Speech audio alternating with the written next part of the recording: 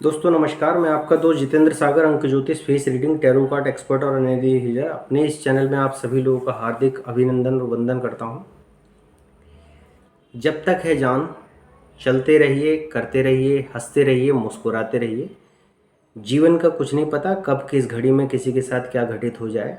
तो जीवन इंद्रधनुष के रंगों के साथ है, आपके साथ कुछ ना कुछ विशेष लेके आता है अपने साथ, और नई ऊर्जा, नई विश्वास के साथ यूं ही खेलते रहिए, मुस्कुराते रहिए। दोस्तों पितृपक्ष चल रहा है। पितृपक्ष विशेष में आप अलग अलग तरीके के प्रयोग कर रहे होंगे और आई होप श्योर आप उनको डेली नियमित रूप से कर रहे होंगे और आपको ज़रूर लाभ मिलेगा। आपका जो पुण्य का एक कोष है वो कहीं ना कहीं उसमें भर रहा होगा।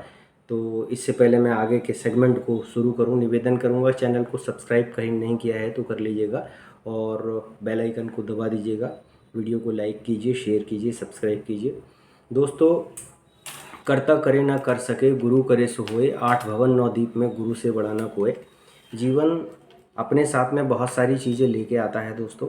और पितृपक्ष विशेष में जिस प्रकार मैंने जैसे कल भी आपसे जिक्र किया था कि एक रेमेडी फिर आपको बताऊंगा। देखो, पितरों को मनाना यूँ बहुत ज़रूरी है और ये भी एक अभिशाप लोगों ने बना रखा है पहले से कि पितृपक्ष में ज़मीन नहीं लेनी चाहिए, कोई भी शुभ काम नहीं करना चाहिए। ऐसा नहीं है। पितृपक्ष में आप सारे काम कर सकते हैं, ये शिव पुराण कहता है, शास्त्र संबद्ध है। तो पितरों का आशीर्वाद भी आपके ऊपर आता है। तो आपके मन में कोई इस तरीके की विचारधारा अगर घर कर गई है तो ठीक है, वो पुरातन समय से चली आ रही है। लेकिन पितृ पक्ष में भी आप कुछ भी अच्छी चीज़ खरीदना चाहें तो खरीद सकते हैं। ऐसे पितरों का आशीर्वाद और ब्लेस आता है।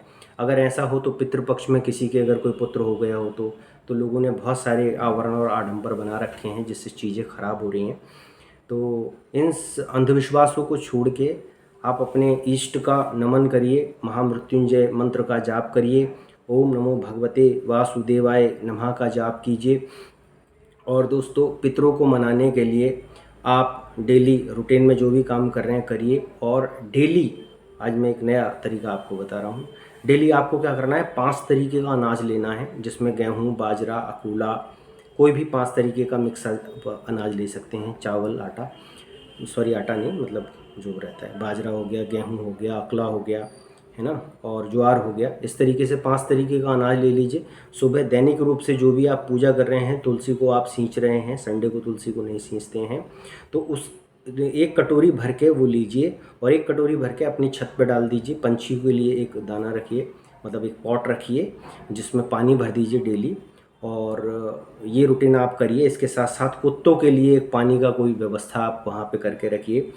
और इसके साथ साथ आप कुत्तों के लिए कोई पात्र रखिए जिसमें रोटी रखिए। तो इससे आपके 2-3 काम हो जाएंगे। एक तो जो जितने भी मतलब सूक्ष्म रूप से चलने वाले प्राणी हैं वो आपका जो आप जल अभिषेक कर रहे हैं उससे वो तृप्त हो जाते हैं।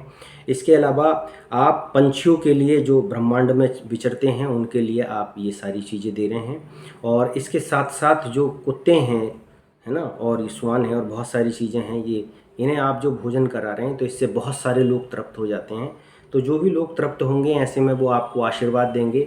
और अगर पितृपक्ष में किसी को आशीर्वाद मिल जाता है तो समझ लीजिए वो मुक्त हो जाता है। तो इन्हीं शुभकामनाओं के साथ महादेव आप पे यूं ही कृपा बनाए। पितृपक्ष में 2-3 चीज़ें और अपने रूटीन में ऐड ऑन कर लीजिए। अगली वीडियो में कल फिर आपके सामने प्रस्तुत होऊंगा। राधे राधे, जय श्री कृष्णा।